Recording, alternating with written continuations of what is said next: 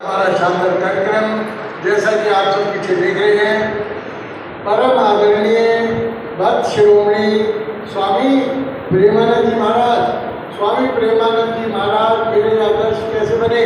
मैं वैसे तो अपने आप को मानता हूँ कि कर्म योगी बनना है हमें, हमारे कर्म हमारे हाथ में है, जैसा हम चाहे अपने आप को बना सकते हैं। लेकिन स्वामी प्रेमानंद जी को बार बार सुनने के बाद मुझे महसूस हुआ उनकी वाणी से, उनके वचनों से, कि हमारे जीवन की बार तो वस्तुतः प्रभु के हाथ में ही है।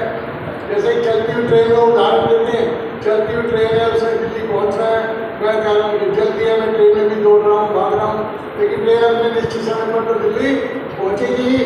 वो कहते हैं कि आपके जीवन की बागडोर परमात्मा ने ले रखी है, ऐसा विश्वास करो, आप अपने सभी कर्मों को बिल्कुल छोड़ दो, आपके द्वारा जीवन में कभी आप कर्म होंगे ही नहीं, आपके जीवन में किसी तरह का विरोधाभास आएगा ही नहीं। एक छोटा सा बच्चा कीचड़ में उतरा हुआ है, बिल्कुल पूरी तरह से उसके शक्ल की पहचान नहीं आ रही, माँ उसको कैसे लेकर जाती है अपने साथ, बड़े प्यार से उसके मुँह को दौड़ाती है, साबुन लगाती है, नई बस्ती दौड़ाती है। एक जगत की माँ जिसके अंदर छोटी सी ममता है, लेकिन वो ममता मई माँ, करुणा का समुद्र, करुणा निधान, जब उसको हम अपना सब कुछ सौंप देते हैं तो हमारा जीवन निश्चय के अनेकों व्याधियों से, परेशानियों से दूर हट जाता है। सबसे बड़ी बात वो क्या कहते हैं? केवल इस जगत में परमात्मा ही आपके सहायक है, बाकी रिश्तों में कहीं ना कहीं कोई ना कोई स्वार्थ की भावना छिपी हुई है। मैंने तो ऐसे उदाहरण देखते हैं कि माँ का एक बेटा, उसका अचानक सर्वनाश हुआ, वो क्या कह रही है, अब तो वो जो है इस समय उसका 1 करोड़ का बन गया था, उसका जो है साल का पैकेज, अब वो चला गया, अब हमारा कुछ देखने का काम माल। और कई जगहों में क्या देखते हो कि अभी आपने देखा ना, इच्छा मृत्यु वाला एक बच्चा 12 वर्ष से कोमा में था, तो उसके माता पिता ने कोर्ट से अप्लाई किया कि इसके सारे साधन हटा दिए जाए ताकि बच्चा मोक्ष को प्राप्त हो। लेकिन दुनिया के सारे साधन कहते हैं किसी न किसी स्वार्थ पर है, लेकिन परमात्मा के साथ हमारा नाता कैसा है? निस्वार्थ है। वो हर पल सोते हुए भी हमारी सांसों को चला रहे हैं, हमारी धड़कनों को चला रहे हैं। स्वामी प्रेमानंद जी जब 11 वर्ष की आयु के थे, वो बताते हैं बार बार, मैंने एक दिन सोचा आज किसी संत समागम से निकलते हुए कि एक दिन तुम्हें मरना है, तेरे माता पिता है, इन्होंने भी मरना है, तेरे भाई बहन है, उन्होंने भी मरना है, तो जगत की वास्तविकता क्या है? इस मरने से बचा कैसे जा सकता है? बोला ये प्रश्न मेरे दिमाग में बार बार आने लगा। बोला जब मैं घर में रहूँगा तो मुझे लगता है इस प्रश्न का उत्तर मुझे नहीं मिलेगा।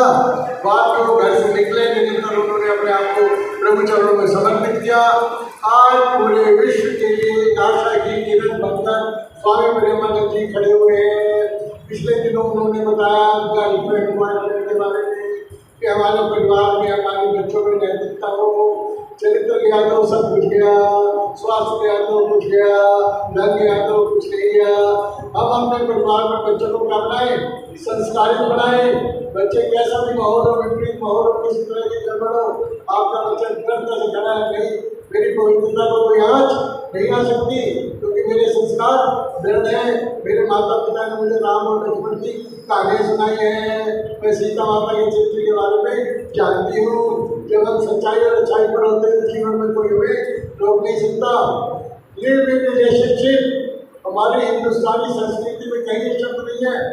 पीछे पाश्चात्य देशों में हमारे देश को तोड़ने के लिए, हमारी नैतिकता की मर्यादाओं का हनन करने के लिए ये शब्द यहाँ पर लेकर आए। लिव इन रिलेशनशिप शब्द के बारे में स्वामी प्रेमानंद जी बिल्कुल स्पष्ट रूप से कहते हैं, ये व्याभिचार है, ये वेश्यावृत्ति है, इससे बचना चाहिए। मानो आज की सरकार, आज का कानून आपको कोई सजा नहीं दे रहा, मानो आप उससे बच पा रहे हो, लेकिन परमात्मा के कानून से तो आप नहीं बच सकते।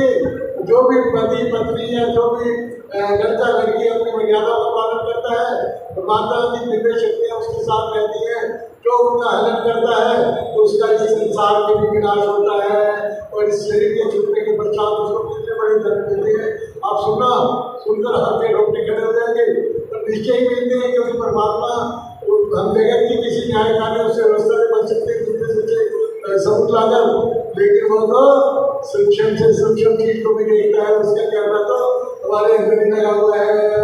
अभी हमने देखा एक बहुत बड़ी डॉक्टर ने सुसाइड किया, उसके मम्मी पापा ने बताया तो फर्स्ट आती थी, डिप्रेशन में चली गई, एमबीबीएस प्रोडक्ट में लगा के उसके माँ बाप ने उसे बनाया, वो डिप्रेशन में चली गई। अरे भाइयों, अपने बच्चों को पहले संस्कारवान बनाओ, ऊर्जावान बनाओ, परमात्मा से जोड़ो, घर में 10 मिनट 15 मिनट प्रभु का नाम लो, आपके बच्चे जीवन में कितने की तरक्की करेंगे। लेकिन अंदर से कैसे रहेंगे? वो मजबूत रहेंगे, आनंदित रहेंगे, आह्लादित रहेंगे। जीवन में प्रतिकूलताएं तो आनी ही है, प्रत्येक के जीवन में आई है, जितने भी अवतार में भगवान के उनके जीवन में हमसे लाखों गुना आई है, लेकिन वो कभी भी अपने सत्य के मार्ग से हटे नहीं, हटे रहे सच्चाई के मार्ग पे। अंत में जीत सच्चाई की हुई, अच्छाई की हुई।